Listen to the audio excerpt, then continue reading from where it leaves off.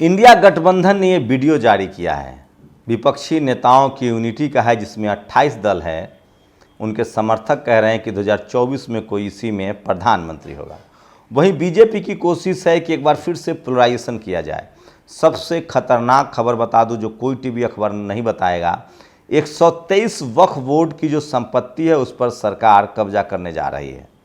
उसमें जामा मस्जिद भी शामिल है। जब मैं जामा मस्जिद कह रहा हूँ, इसका मतलब वो पुरानी दिल्ली का जामा मस्जिद नहीं है, एक सेंट्रल दिल्ली में जामा मस्जिद है, वहाँ उस समेत 123 संपत्ति ऐसी है जिस पर वक्फ बोर्ड कब्जा करने जा रही है। तो सोचिए, मुस्लिम पोलराइजेशन का एक बुरा वक्त और शुरू होने वाला है।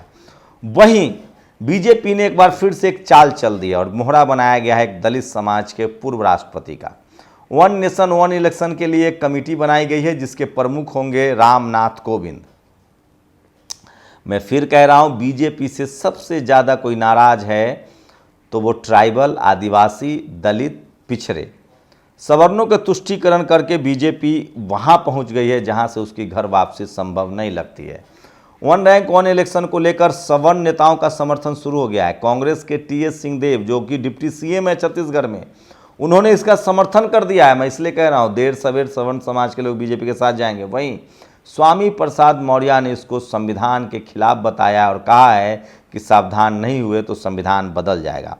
पूरे देश में, पूरी दुनिया में सोशल मीडिया पर कैंपेन चल रहा है कि राजस्थान हाईकोर्ट में जो मनु की मूर्ति है उसको हटाया जाए। सोचिए, एक ओबीसी समाज से आते हैं गहलोत, उन्होंने एक टिप्पणी कर दी तो सारे वकील भड़क गए, उन पर केस करने की धमकी दे रहे। ये है SC ST OBC के मुख्यमंत्री की हैसियत। इसलिए मैं कह रहा हूँ कि जो भी कोलिजियम सिस्टम हटाए वो सरकार ज़्यादा बेहतर है। तो मनु की मूर्ति हटाने के लिए सिस्टम चल रहा है। कोई टीवी अखबार आपको नहीं दिखाएगा बीजेपी के विधायक का इस्तीफा। इसलिए मैं कह रहा हूँ, इस देश में बीजेपी को सबसे ज़्यादा नुकसान किया तो टीवी अखबार ने, और देश का भी नुकसान किया। सोचिए, कोई टीवी अखबार नहीं दिखाएगा।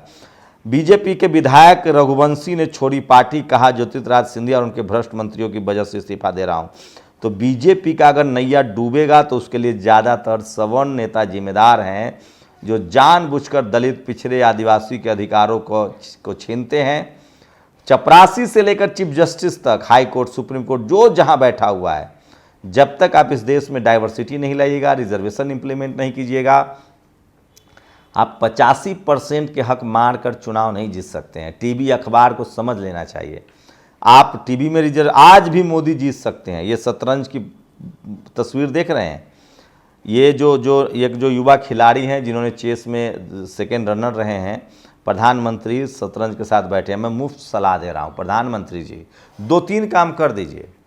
कांग्रेस के पाप इतने लंबे हैं कि लोग आपको अभी भी वोट कर देंगे। बस फर्क इतना है, करना ये है, आप कोलेजियम सिस्टम हटाइए, हाईकोर्ट, सुप्रीम कोर्ट में आरक्षण कीजिए, media, judiciary, college, university, bureaucracy, हर जगह रिजर्वेशन कीजिए।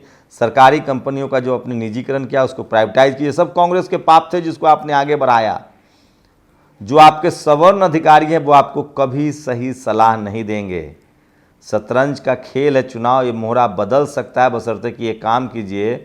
90% आदमी को आप नाराज करके राजनीति नहीं कर सकते हैं, और यही वजह है कि विपक्ष। और ये देखिए, ये है एक और है, ये सुने हैं कि बीजेपी के सीएम कैंडिडेट हो सकते हैं राजेंद्र सिंह राठौर। ये कह रहे हैं कि मैं नासा को धन्यवाद देता हूँ। ये ऑडियो सुन लीजिए। नासा, ये चंद्रयान अभियान हमारे नासा के वैज्ञानिक, तो ये स्थिति है। और अरविंद कुमार ने ट्वीट किया, कांग्रेस पार्टी की मूल समस्या यही रही है, पार्टी संगठन को अपर कास्ट डोमिनेट करता है, जो कि वोट बीजेपी को देता है। यही कारण है कि जिस दौर में मोदी खुद को ओबीसी बताने में जुटे थे, उसी दौर में राहुल गांधी खुद जनेऊधारी बनकर ब्राह्मण साबित करने में जुटे थे।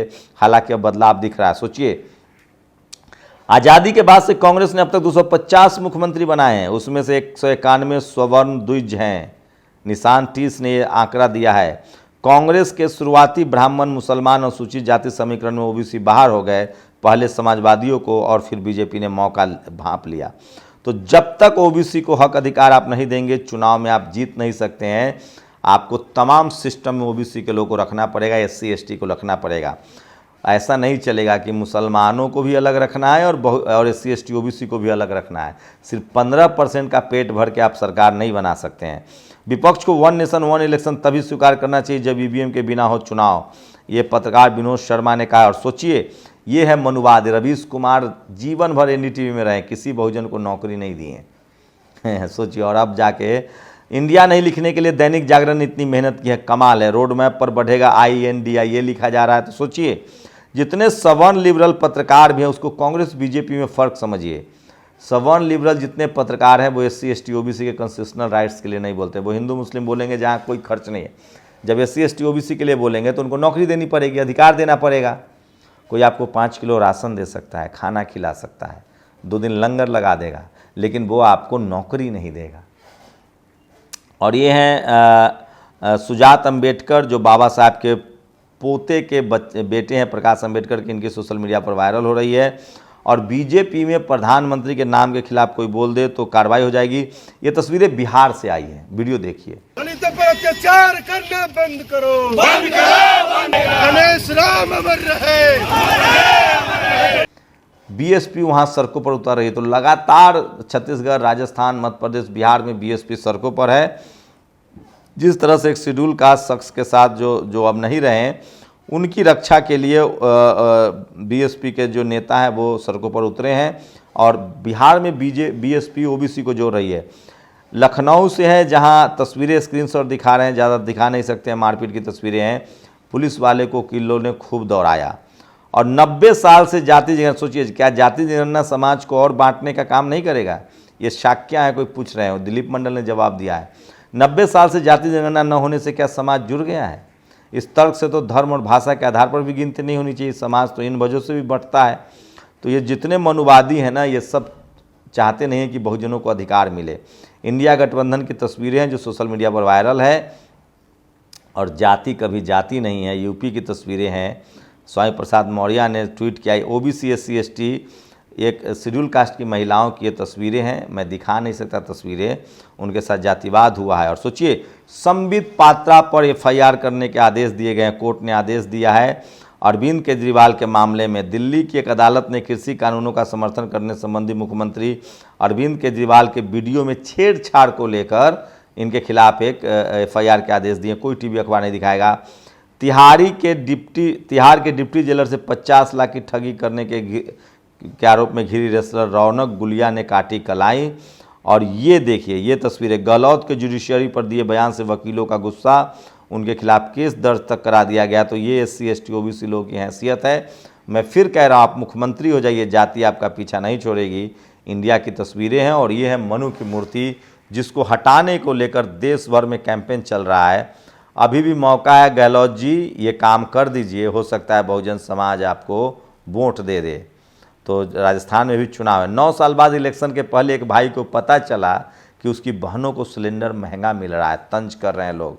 और सोचिए देखिए सरकारी नौकरियों में देश में 1935 में ब्राह्मण समाज के लोग 3% थे, 1982 में वो हो गए 70% और 1990 में है 75%। आज सबसे ज़्यादा ब्राह्मण समाज के लोग हैं।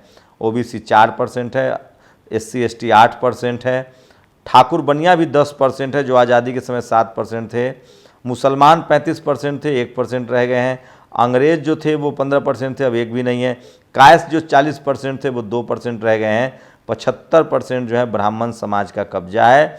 तो ये सब तभी पता चलेगा जब जाति जनगणना हो। सामाजिक न्याय के योद्धा क्रांतिकारी लेखक पेरियार लल्लई सिंह यादव जी को की जयंती पर सशक्त नमन। और मित्रों अगर मैं इस समय सिलेंडर पर 200 कम कर सकता हूं तो 2024 में एक झटके में 400 बढ़ा भी सकता हूं। सिलेंडर 200 रुपये सस्ता करके बहनों को राखी का गिफ्ट दे दिया, अच्छा है, लेकिन इतने साल से 400 रुपये का सिलेंडर 1201 रुपये का बेचकर बहनों को क्यों लूट रहे थे? इस तरह के लोग तंज कर रहे हैं, सवाल से ये बना रहना चाहिए।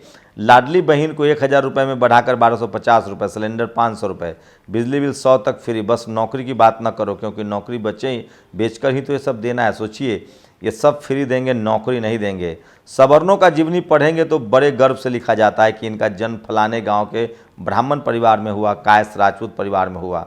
अगर दलितों की जीवनी लिख दिया जाए कि इनका जन्म दलित परिवार में हुआ तो लेखक जातिवादी हो जाता है, कहा जाता है इसमें जाति खोल दिया। सोचिए प्रोफेसर तुलसीराम ने लिखा है कि अगर आप गैर सवर्ण हैं और अगर आप लिखें दलित समाज के और बहुजन समाज की बात करेंगे तो आपको जातिवादी कहा जाएगा, और अगर आप सवर्ण हैं और उनकी बात करेंगे तो प्रोग्रेसिव कहा जाएगा। और ये शख्स जो है इसकी 3 तस्वीरें देखिए, ये कभी मुस्लिम बन जाता है, और इस शख्स का नाम है अनिकेत मिश्रा। तो सोशल मीडिया पर वो तमाम खबरें जो वायरल है, मैं इसलिए कह रहा हूँ ये तमाम चीज़ें सोशल मीडिया पर आपको और कहीं नहीं मिलेगा। और सोशल मीडिया ही सच्चा में, जब कोई उच्च जाति का व्यक्ति दलित पर किए जाने वाले अत्याचार पर लिखता बोलता है तो वह समाज सुधारक कहलाता है, किंतु जब वही कोई दलित लिखता है बोलता है तो उसे जातिवादी मान लिया जाता है। तो ये तमाम ट्वीट्स है जो सोशल मीडिया पर वायरल है, आप लोग अपनी प्रतिक्रिया जरूर दीजिए। शुक्रिया। नेशनल दस्तक की आपसे गुजारिश है कि अगर इसको बचाना चाहते हैं तो नेशनल दस्तक को सब्सक्राइब करने के लिए रेड कलर के सब्सक्राइब बटन को दबाएं, फिर बेल आइकन की घंटी दबाएं। नेशनल दस्तक को बचाने के लिए बहुत जरूरी है कि हर खबर को शेयर करें, लाइक करें, कमेंट जरूर करें।